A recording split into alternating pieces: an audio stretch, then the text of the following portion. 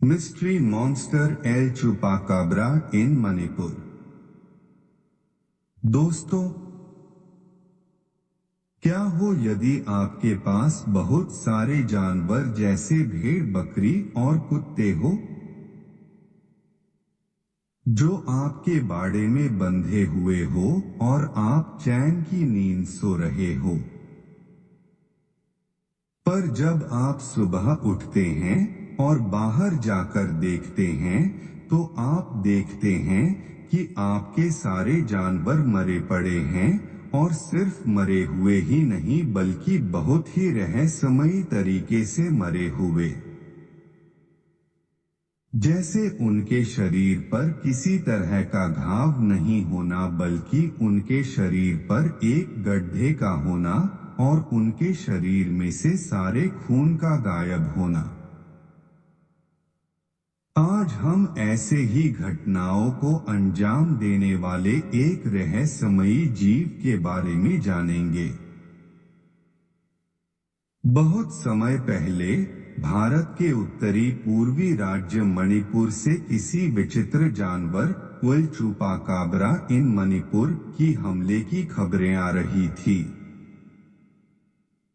कहा जा रहा था कि यह शिकारी जानवर लोगों के पालतू जानवरों को अपना निशाना बना रहा था और एक ही रात में कई सारे पालतू जानवर जैसे कि कुत्ते, बिल्ली, मुर्गी और भेड़ बकरियों को मारकर खा रहा था। हाल ही में उसकी इंसानों पर हमला करने की खबरें भी आ रही थी। कुछ लोगों के मुताबिक यह जानवर सिर्फ रात के अंधेरे में शिकार करता था और हमला करने के बाद फुर्ती से गायब हो जाता था। कहा जा रहा था कि यह जानवर एक ही रात में सैकड़ों जानवरों को मौत के घाट उतार देता था, और इसलिए कुछ लोग इस जानवर की तुलना पश्चिम के चुपाकाब्रा से कर रहे थे। चुपाकाब्रा यानी कि बकरियों का खून पीने वाला। 90 के दशक में इस जानवर की दहशत पूरे अमेरिका और साउथ अमेरिका में फैल चुकी थी।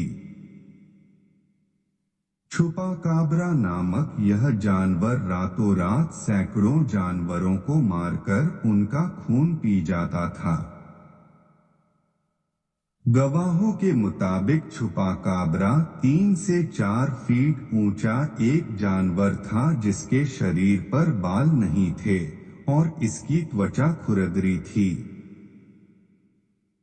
इसके चेहरे पर 2 बड़ी बड़ी आंखें थी जो रात के वक्त लाल या पीले रंग से चमकने लगती थी, और इसके जबड़े में कई नुकीले दांत थे जिनकी मदद से यह अपने शिकार को दबोच लेता था और अपने नुकीले दांतों से बने गड्ढों से अपने शिकार का सारा खून पी जाता था।